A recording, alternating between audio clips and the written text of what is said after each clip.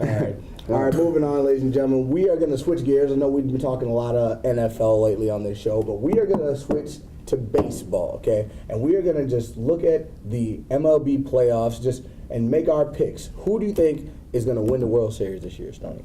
Well, it's different every year. It just seems like out of nowhere, San Francisco had those runs to win it. Then, you got the story franchise like the Yankees, who aren't in it this year, which is a surprise. I mean, with the talent they have, but Go ahead, Kyle. Okay. Well, my heart wants me to cheer for Pittsburgh because, as a diehard Twins fan, seeing Liriano flourish again back to what he had early on in his career, and then trading Morneau to them. However, I just think Detroit's going to win it. I think that they did so well last year. However, they went against a San Francisco team that had phenomenal pitching. And I think with Scherzer this year really, taking the league by storm, and I don't think he lost a game, did he? Or maybe he lost one game or something like 5? Mm-hmm. Okay, well, shows how much I was paying attention. Well, it's all right. So many games. He was undefeated at one point, double digits, and 0 He got losses. 20 wins. Mm-hmm. And, you have Verlander and Scherzer, and you can never count out Iggy, so. I'm gonna have to say Boston. They were league leading in their ERA, and they were second in batting average.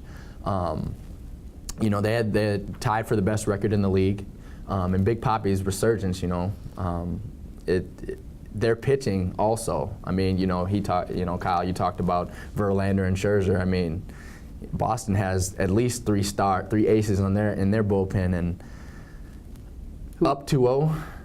Who? They have John Lackey. They've got they've got a couple other people. With good records. Obviously, not as good as Max Scherzer. Winning 20 wins as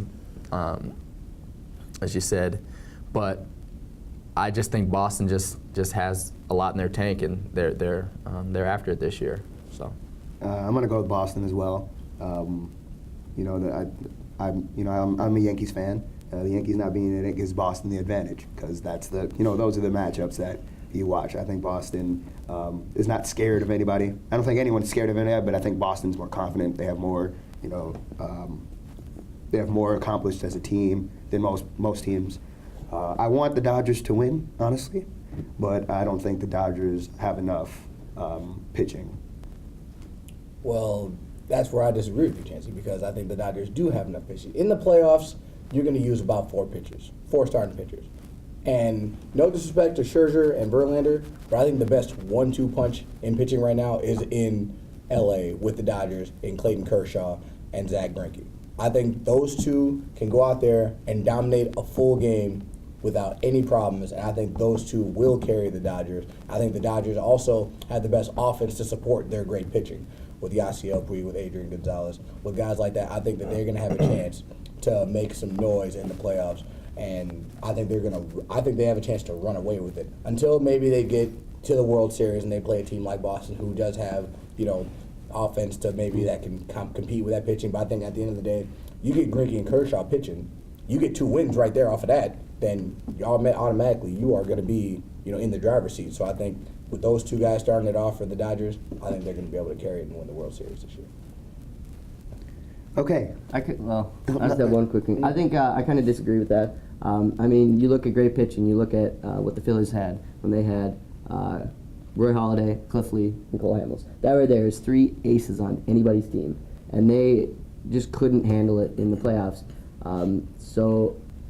They didn't have the best offense at that time, but they still had Ryan Howard, Jimmy Rollins, Chase Utley.